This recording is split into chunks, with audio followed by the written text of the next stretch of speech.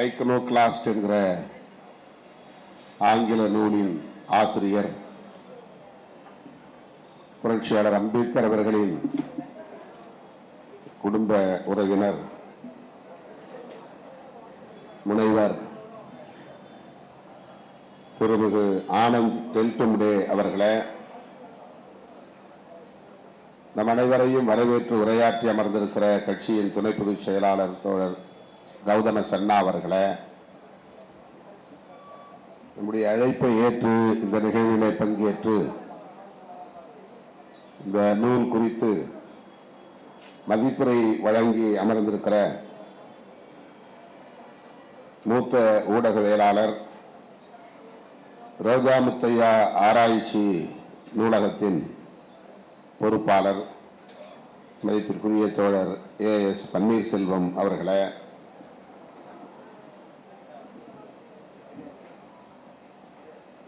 என்றைக்கும் விடுதலை சிறுத்தைகளை ஊக்கப்படுத்தி வருகிற நமக்கு உற்ற துணையாக இருக்கிற அருமை தோழர் மூத்த ஊடகவியலாளர் மொழிபெயர்ப்பாளர் ஆர் விஜயசங்கர் அவர்களே, இந்த நூலுக்கான மதிப்புரையை வழங்கி நூலுக்கு சிறப்பு சேர்த்திருக்கிற நமது கட்சியின் பொதுச் செயலாளரும் நாடாளுமன்ற உறுப்பினருமான மதிப்பிற்குரிய தோழர் முனைவர் ரவிக்குமார் அவர்களே, இன்றைக்கு சமூக ஊடகங்களில் இடதுசாரி அரசியலை வலுவாக பேசிக் கொண்டிருக்கிற, வலதுசாரிகளுக்கு சாட்டையடி கொடுத்து வருகிற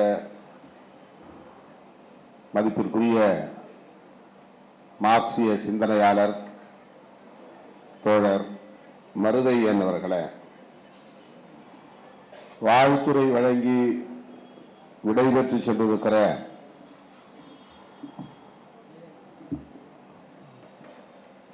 தமிழக அரசின் திட்டக்குழுவை சார்ந்த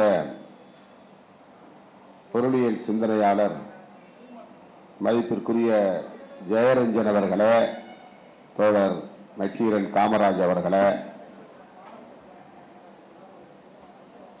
இந்த நிகழ்வில் பங்கேற்று இதனை சிறப்பித்துக் கொண்டிருக்கிற கட்சியின் துணை பொதுச் செயலாளர் சட்டமன்ற உறுப்பினர் SS பாலாஜி அவர்களே, முதன்மை செயலாளர் தம்பி AC பாவரஸ் அவர்களே, தலைமை நிலைய செயலாளர்கள் தகடூர் தமிழ்ச்செல்வன் அவர்களே, பாலசிங்கம் அவர்களே, இளஞ்சேக்குவார் அவர்களே, மாவட்ட செயலாளர்கள் சென்னை ஒருங்கிணைந்த மாவட்டத்தை சார்ந்த கரிகால் வளவன், சைதை ஜேக்கப், தா இளையா, வழக்குரைஞர் சாரநாத், வேலுமணி, சேத்துப்பட்டு இளங்கோ, வழக்குரைஞர் அப்புன், சி சவுந்தர், உஷாராணி, இளங்கோவன், தேவ ஞான முதல்வன் ஆகிய தோழர்களே, கட்சியின் முன்னணி பொறுப்பாளர்கள், மூத்த தோழர்கள், செய்தி தொடர்பாளர் தம்பி கு.க. பாவலன் அவர்களே, துணை பொதுச் செயலாளர்கள் வழக்குரைஞர் எழில் கரோலின் அவர்களே, வழக்குரைஞர் ரஜினிகாந்த் அவர்களே, விடுதலை செழியன் அவர்களே, வருகை தந்து வந்துட்டாரா இல்லையா?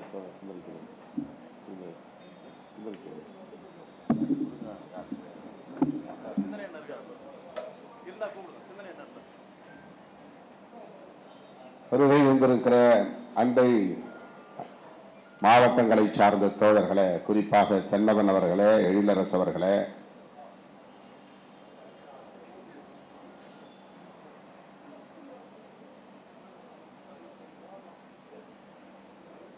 மற்றும் இந்த அழைப்பை ஏற்று வருகை தந்திருக்கிற கட்சியின் முன்னோடிகளே, திரளாக கூடியிருக்கிற என் உயிரின் உயிரான விடுதலை சிறுத்தைகளே, உங்கள் அனைவருக்கும் என்னுடைய பணிவார்ந்த வணக்கத்தை தெரிவித்துக் கொள்கிறேன். இது குறுகிய கால இடைவெளியில் ஒருங்கிணைக்கப்பட்ட நிகழ்வு. நேற்று நடைபெற்ற நூல் வெளியீட்டு விழாவில் பங்கேற்பதற்காக வருகை தந்த திரு ஆனந்த் டெல்டும்டே அவர்களை நம்முடைய அலுவலகத்திற்கு அழைக்க வேண்டும் என்கிற ஆசையின் அடிப்படையில் அவரிடம் அனுமதி பெற்று இந்த நூலை இங்கே நாம் அறிமுகம் செய்திருக்கிறோம்.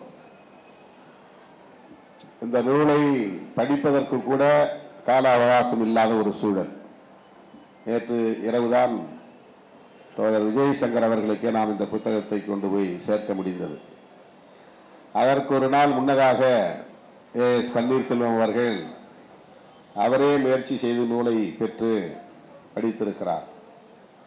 தோழர் ரவிக்குமார் அவர்களை பொறுத்தவரையில் ஏற்கனவே இந்த நூல் வெளிவந்தவுடனேயே வாங்கி அதை படித்து விட்டார்.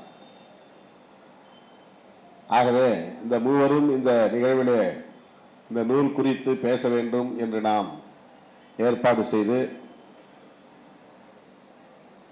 திடுமென ஒருங்கிணைக்கப்பெற்ற ஒரு நிகழ்வு. பொதுவாக இந்த மாதிரியான நிகழ்வை நாம் மாலை நேரத்தில் தான் வைப்பதுண்டு.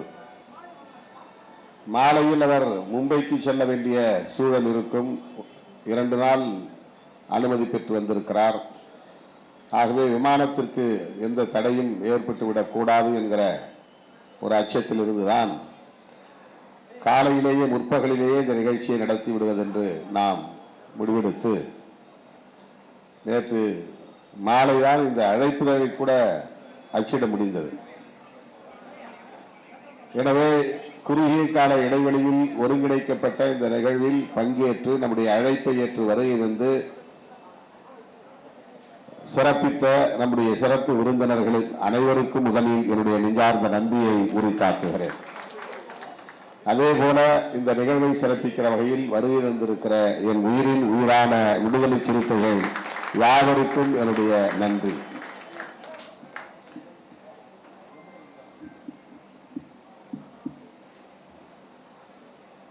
ஐக்கனோகிளாஸ்ட் என்கிற இந்த சொல்லுக்கு என்ன பொருள் என்பதை இங்கே எடுத்து சொன்னார்கள். ஐக்கன் என்றால் அது ஒரு அடையாளம், ஒரு பிம்பம். ஐக்கனோகிளாஸ்ட் என்றால் பிம்பத்தை உடைப்பவர் என்று பொருள். Breaker of image. புரட்சியாளர் அம்பேத்கர் அவர்கள் ஏற்கனவே இந்த சமூகத்தில் கட்டமைக்கப்பட்டுள்ள கலாச்சார தளத்தில் நிறுவப்பட்டுள்ள பிம்பங்களை உடைத்தவர், நொறுக்கியவர், சிதைத்தவர் என்று நாம் புரிந்து கொள்ள வேண்டும். அப்படி உடைத்தால்தான், சிதைத்தால்தான் புதிய கட்டுமானத்தை உருவாக்க முடியும். ஒரு பழைய வீடு, பாழடைந்த வீடு இருக்குன்னா அதை இடிச்சுட்டு தான் புதுசா வீடு கட்ட முடியும். அதை நம்ம ரெனோவேஷன்ங்கிற பேர்ல ரிப்பேர் பண்ணிட்டு போய் உட்கார்ந்தா என்னைக்காவது நம்ம தலையில விழுந்துரும். ஆக எப்படி ஒரு பழைய பாழும் கட்டிடத்தை இடித்து விட்டு புதிதாக ஒரு இல்லத்தை நமக்கு தேவைக்கு ஏற்றார் போல நம் விருப்பம் போல கட்டி எழுப்புகிறோமோ, அதை போல புரட்சியாளர் அம்பேத்கர் அவர்கள் ஆயிரக்கணக்கான ஆண்டுகளாக இந்த சமூகத்திலே நிறுவப்பட்டிருக்கிற பழைய பிற்போக்குவாத மூட நம்பிக்கைகள் மலிந்த, பாகுபாடுகள் நிறைந்த, கேடுகள் நிறைந்த கட்டமைப்பை, சோசியல் ஸ்ட்ரக்சர், சமூக கட்டமைப்பை நொறுக்கியவர் என்று பொருள். அதற்கு அவர் ஆயுதங்களை ஏந்த வேண்டும் என்று ஆயுத பயிற்சி எடுக்கப் போகவில்லை, தலைமறைவாகவில்லை, படை கட்டவில்லை. ஆனால் அதை நொறுக்க முடியும் என்கிற மேஜிக் அவரிடத்தில் இருந்தது, அந்த ஆற்றல் இருந்தது.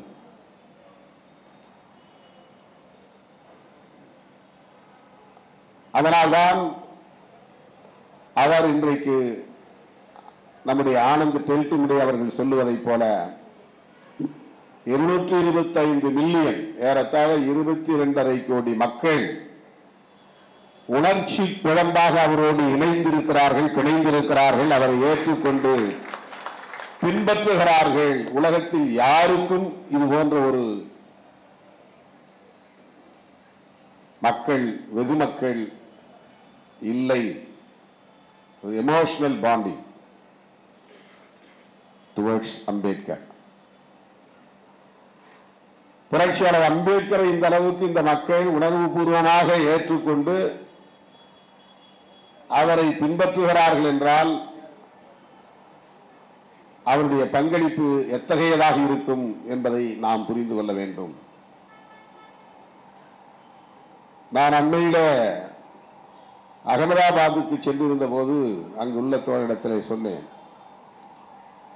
அம்பேத்கர் அவர்கள் எவ்வளவோ எழுதியிருக்கிறார், எவ்வளவோ பேசியிருக்கிறார், எத்தனையோ களங்களை அமைத்து போராடி இருக்கிறார்.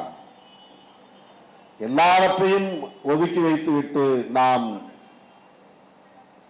2 பங்களிப்பை மட்டுமே நினைவில் கொண்டால் போதும். ஒன்று, அவருடைய படைப்பில் பிரதானமானது கான்ஸ்டிடியூஷன் ஆஃப் இந்தியா, இந்திய அரசமைப்பு சட்டம். இன்னொன்று புத்தா மீன்ஸ் தம்மா. இந்த 2 படைப்புகள் அவருடைய பங்களிப்புகளிலேயே உச்சமானவை. அவருடைய அறிவாற்றலுக்கு சாட்சியங்களாக நிற்பவை. அவர் இந்த பழைய சமூக கட்டமைப்பை அடித்து நொறுக்குவதற்கு ஏந்திய ஆயுதங்கள். கான்ஸ்டிடியூஷன் ஆஃப் இந்தியா என்பது பொலிட்டிக்கலி, அரசியல் ரீதியாக ஒரு புதிய கட்டுமானத்துக்கு அடித்தளமாக இருக்கிறது.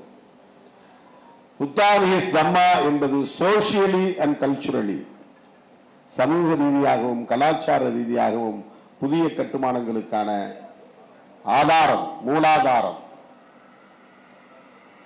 ஆகவே புரட்சியாளர் அம்பேத்கர் அவர்களை நாம் எவ்வாறு புரிந்து கொள்வது, அவரை எவ்வாறு